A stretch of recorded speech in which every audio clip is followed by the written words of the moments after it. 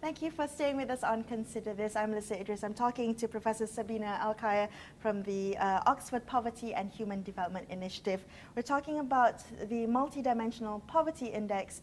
I also want to touch on how I guess we can understand the new inequalities that have emerged. Now, during the UNDP Human Development Report, when it was launched globally, there was a lot of talk about the two seismic shifts that are coming, the disruptors that are coming in the next year, the following years.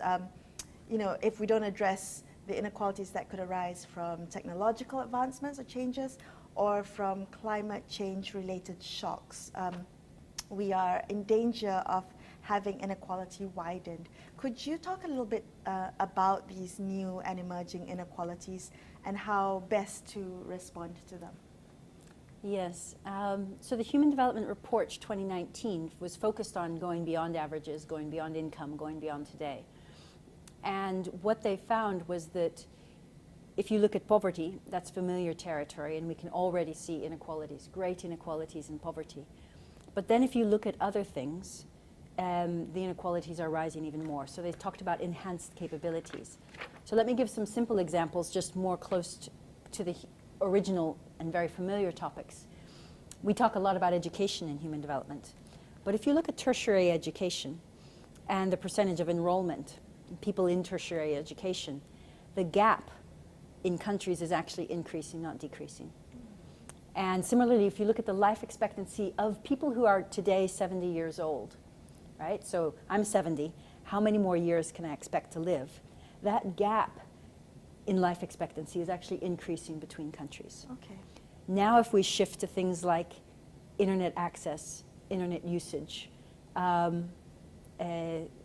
controlling the carbon footprint and its growth, these similarly, you know, they're increasing. And so the quote unquote countries that you would think to be more progressive, yes, they have a greater internet penetration and all of that, but they also maybe aren't controlling some of the environmental changes as accurately, or shifting their trajectories so quickly.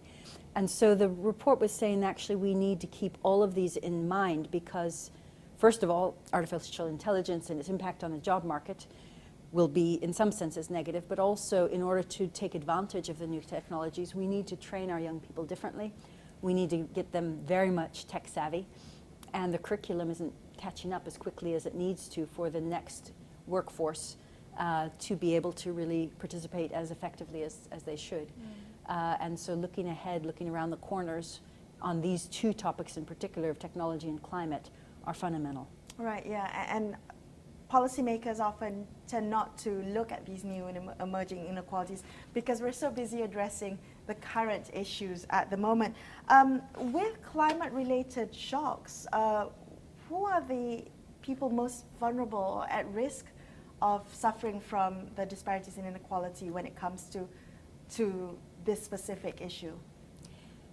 I think naturally I'm most aware of the overlaps. So if you map poverty, and then you map environmental threats like flooding or famine, drought, forest fires. They tend to be the poorest that are in terms of numeric terms. But what's interesting is that when you overlay the map of climatic threats, rich are also affected.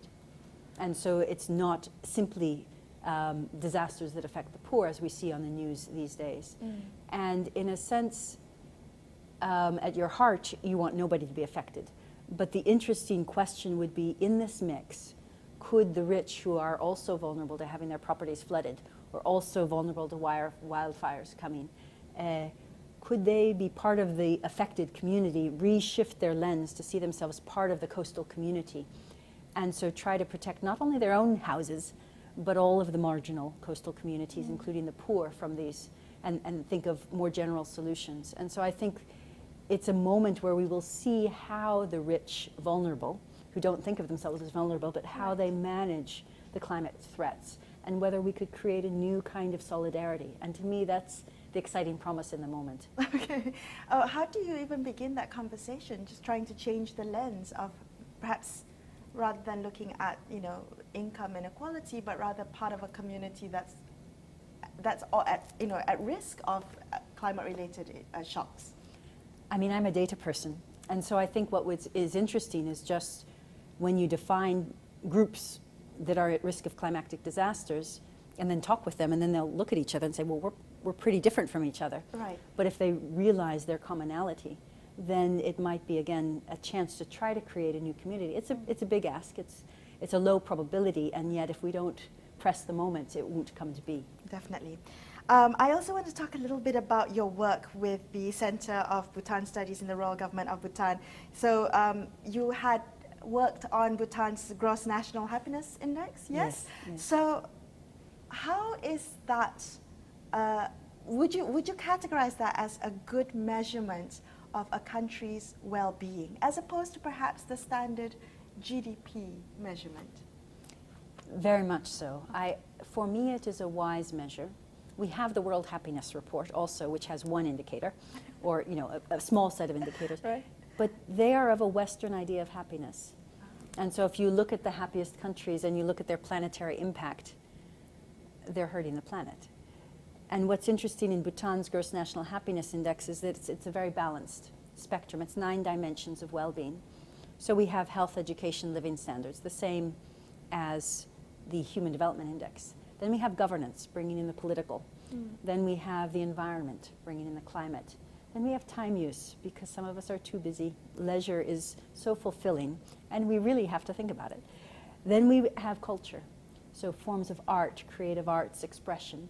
And then community, so relationships, but also donations of time and of money, but relationships of family, of belonging, of loneliness. And then we have psychological well-being, which is positive emotions like joy and generosity and kindness, lack of negative ones like stress, anxiety, frustration, and rage. It's spirituality and meaning.